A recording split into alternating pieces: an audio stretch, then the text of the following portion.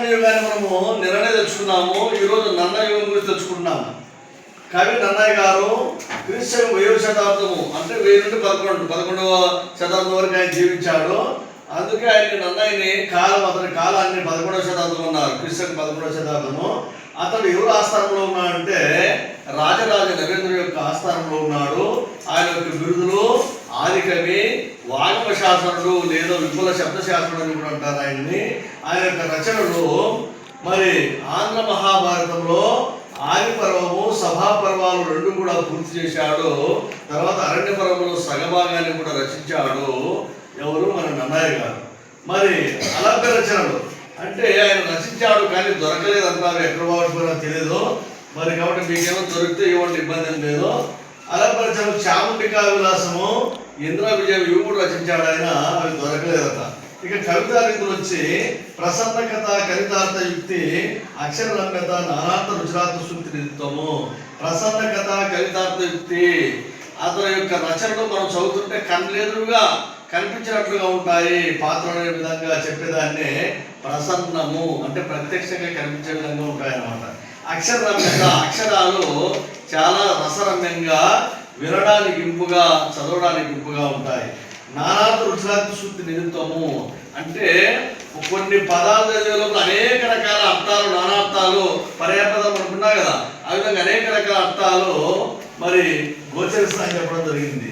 ఇక లిఖించిన శాసనాలు, ఈ నన్నయ్య గారు లిఖించిన శాసనాల్లో నందపూడి శాసనము, మంట శాసనం అనే 2 శాసనాలు కూడా నన్నయ్య గారు మరి లిఖించినట్లు తెలుస్తుంది.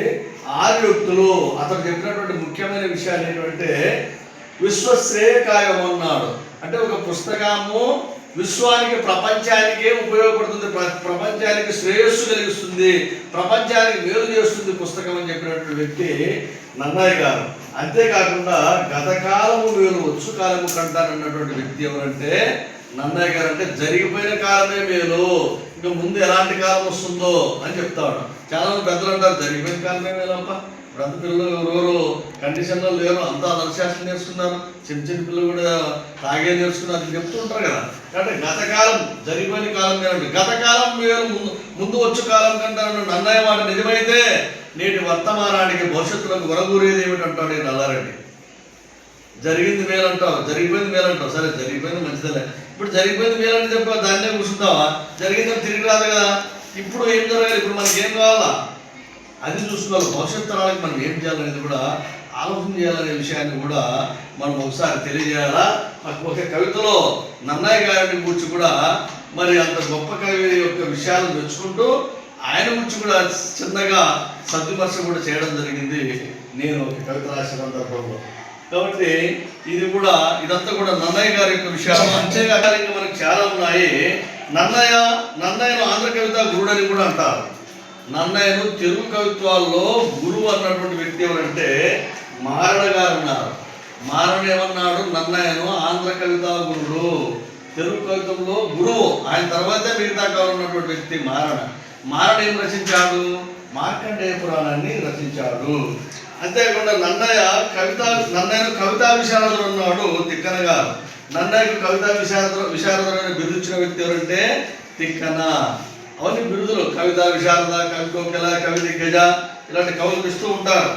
మరి రాజ నరేంద్ర వంశంలో రాజనరేంద్ర వంశం ఏదంటే తూర్పు చాళుక్య వంశము. రాజనరేంద్ర వంశం ఏది? తూర్పు చాళుక్య వంశం. ఇంటి పేరు ఉంటాయి కదా అట్లా. రాజనరేంద్రుడు ఏ పట్టణాన్ని మరి రాజధానిగా చేసుకుని పరిపాలించాలంటే రాజమహేంద్రవరాన్ని రాజధానిగా చేసుకున్నాడు. రాజనరేంద్రుడి యొక్క ఆస్థాన కుల బ్రాహ్మణుడు ఎవరంటే నన్నయ్య గారు. అతని ఆస్థానంలో కుల బ్రాహ్మణుడు మంచి కవి ఎవరు? నన్నయ్య గారు. మరి రాజనరేంద్రుడి కోరిక మేరకే భారతాన్ని రచించాడు మన నన్నయ్య గారు. ఏమయ్యా భారతం రాయబ్బా అన్నాడు. సంస్కృతంలో రాశాడు వేదవ్యాసుడు దాన్ని. తెలుగులో గర్వాలు చేసిన మొట్టమొదటి వ్యక్తి ఎవరు? నన్నయ్య గారు. మరి నన్నయ్య రాసిన మహాభారత కృతిపతి. నన్నయ్య భారతాన్ని రాయనటువంటి వ్యక్తి, దానికి అధికారి ఎవరు? కృతిపతి అంటే రాజరాజ నరేంద్రుడు. కృతికర్త నన్నయ్య, కృతిపతి అంటే దానికి అధికారి ఎవరంటే రాజ